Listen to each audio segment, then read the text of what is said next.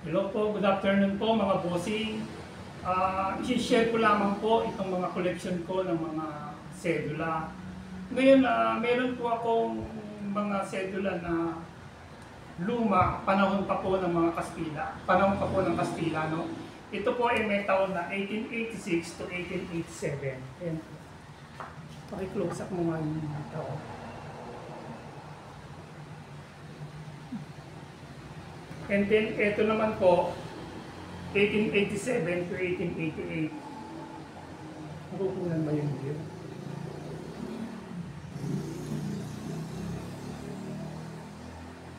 Okay na. Ngayon, ito naman po,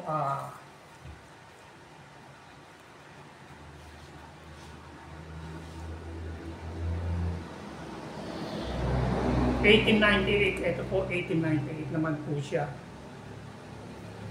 At saka 1899. Ngayon itong dalawa po na to, mahirap po na kolektahin to kung ganitong klaseng sedula. Dahil panahon po to ng Philippine-American War na. No? So makikita nyo po itong 1899, meron pa pong sa likod niya meron US government. Bukod po rito, ang susunod na po na pinakamahal sa lahat na sedula ay yung taong na 1896, no? Kung saan nagkaroon po ng pagpupunit doon sa First Cry of Balintawak or doon sa First Cry of Pugadlawi, no?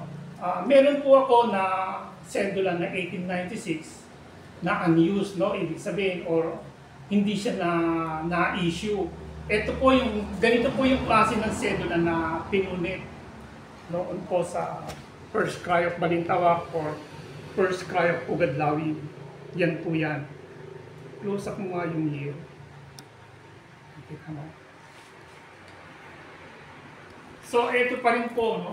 Ito pa rin po. 1893 na sedula. Ito naman po, 1890.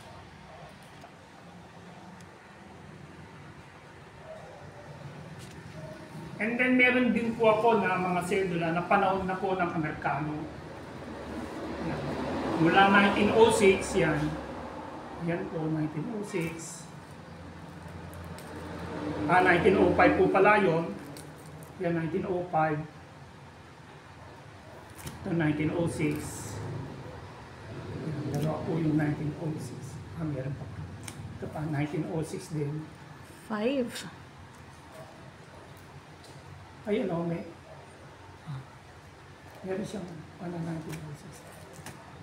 Where's 1906? Ito 1907, 1908, ito po, 1908, tapos 1909, 1910, yan po. Inipon ko po yan halos sunod-sunod eh. 1911, 1912, yan po. Hanggang sa panahon po nung World War II, no? Yan po nung sedulang inipon ko. Hanggang panahon po nung World War II, ito po halimbawa, in-issue nung 1941, no? Kasi po nung nag-start po yung World War II dito sa atin, nung Bombay na po yung Pearl Harbor noong December 8, 1941. No? So, and then ito po yung 1942. Yeah. So, dalawang klase po yung 1942 eh. Ito po yung ordinary. Ito naman po yung mahal na sedula na 1942.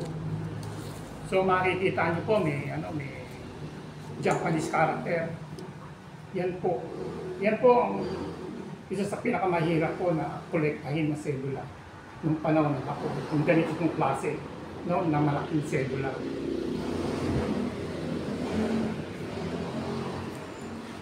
So, ito naman po, 1943 na, 1945. Yan po.